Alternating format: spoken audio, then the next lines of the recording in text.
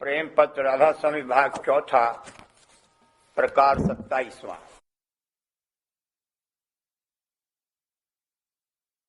दुनिया में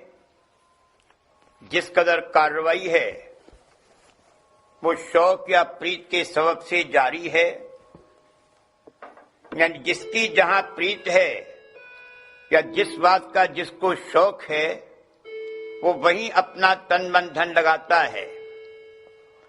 लेकिन इस दुनिया के कुल पदार्थ और भी मनुष्य और जानवर सब नाशमान हैं और उनकी हालत भी हमेशा बदलती रहती है। इस सबब से हालत बदलने पर और अभाव या नाश होने पर जरूर झटका और झकोला प्रीत करने वाले और भी उसको जिससे प्रीत करी है लगता है, यानी दोनों दुख सुख भोगते हैं और जुदा होने पर फिर मिलने का भरोसा नहीं है। इस वास्ते संत फरमाते हैं कि साधारण प्रीत संसार में रखो और मुख्य प्रीत कुल मालिक के चरणों में लाओ, कि जो हमेशा एक रस कायम रहता है और महासुख और महा आनंद और महाप्रेम और महाचैतन्य का भंडार है और हरदम जीव के संग है। जाहिर है कि कुल जीव और जानवर जिस तरफ जिसका शौक या मोहब्बत है उसी तरफ अपनी तवज्जो लगाते हैं और जहां जैसी जरूरत होवे उसके माफिक तन मन धन भी खर्च करते हैं। लेकिन जहां जिसका शौक या प्रीत नहीं है वहां मुतलक तवज्जो नहीं करते और न कुछ खर्च करते हैं। इसी तरह जिन जिन चीजों और पदार्थों में जिसको शौक या प्यार या जरूरत है उनको उसी कदर वो चाहता है और हिफाजत और एहतियात उनकी करता है, और जब उनमें से किसी चीज या पदार्थ का नुकसान या हर्ज हो जाता है तब दुखी होता है। जीवों में भी जहां जिसकी प्रीत है,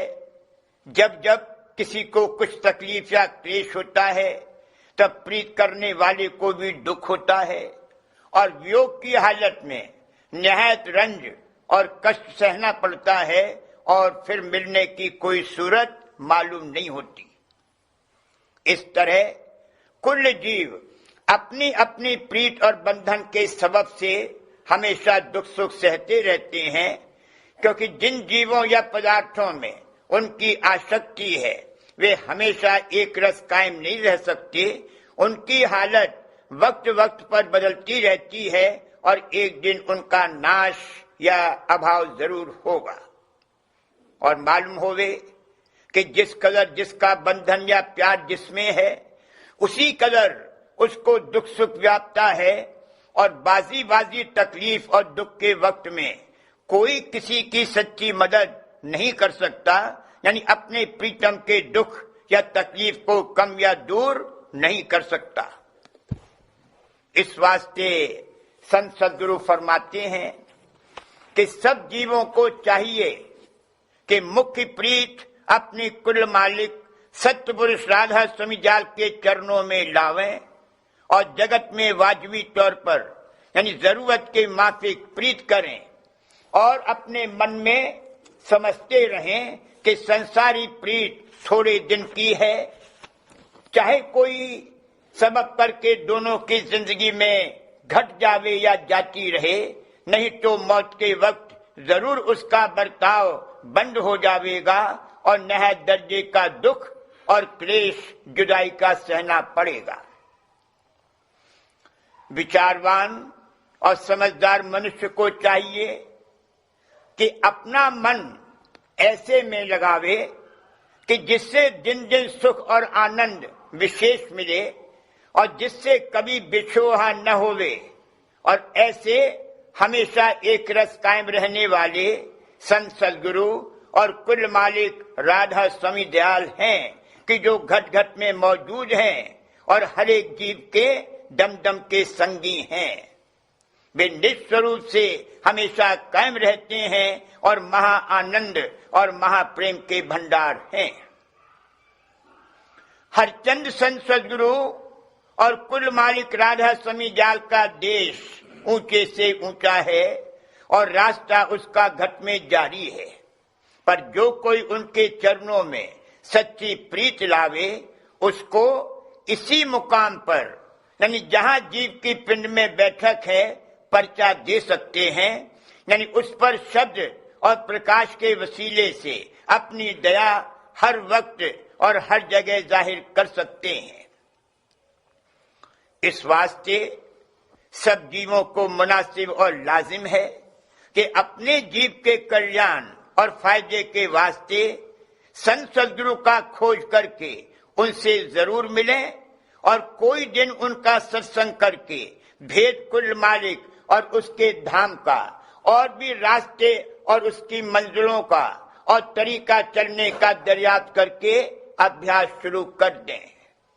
और चरणों में दिन दिन प्रीत और प्रतीत बढ़ाते जावें, तो इसी जिंदगी में उनको सच्चे मालिक राधा स्वामी जाल की प्रीत का थोड़ा बहुत फायदा यानी आनंद हासिल होता हुआ मालूम पड़ेगा। और फिर वह आनंद आहिस्ते आहिस्ते दिन दिन बढ़ता जाएगा और उसी कदर दुनिया के शौक और मोहब्बतें उसकी नाशवानता और तुच्छ होना देखकर घटती जाएंगी। और फिर जो दुख सुख कि उनके सबब से वक्त वक्त पर व्यापता है, उसमें भी बहुत फर्क हो जाएगा। यानी मालिक की प्रीत के आनंद के बल से उस दुख सुख का असर बहुत कम होवेगा और रफ्ते रफ्ते सब मोहब्बतें दुनिया की एकदम ढीली हो जाएंगी और राधा स्वामी जाल के चरणों का प्यार ज्यादा से ज्यादा बढ़ता जाएगा कि वो एक दिन धुरधाम में पहुंचाकर छोड़ेगा,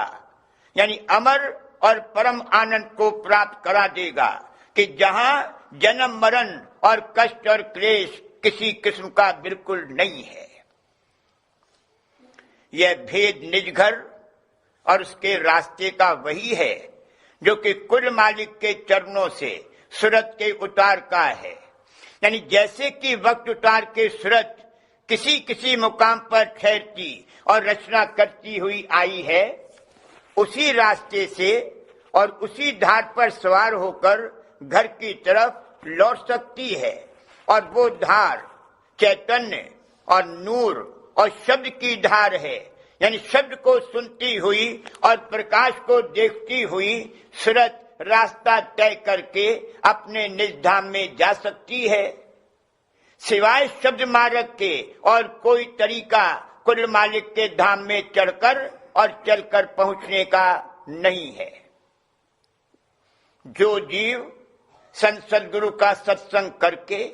और उनसे उपदेश लेकर यह कार्रवाई करेंगे, उनकी संसारी मोहब्बतें आहिस्ते आहिस्ते कम होकर राधा स्वामी जाल के चरणों में गहरी और मुख्य प्रीत आ जाएगी। लेकिन जो कोई संसार और उसके सामान और कुटुंब परिवार की प्रीत में अटके रहेंगे और संत सद्गुरु और कुल मालिक का इस जिंदगी में खोज नहीं करेंगे, वे बारंबार देह धारण करके दुख सुख भोगते रहेंगे और जन्म मरण का चक्कर उनका कभी नहीं छूटेगा और झूठे और नाशवान शौक और प्रीत में बंधे रहेंगे और सच्चे मालिक और संत सद्गुरु का भाव और प्यार उनके मन में कभी नहीं आवेगा। और नरदेही जो कि मुश्किल से हाथ आई है और जिसमें वे मालिक से मिलने का जतन सहज में कर सकते हैं, मुफ्त में बर्बाद जावेगी।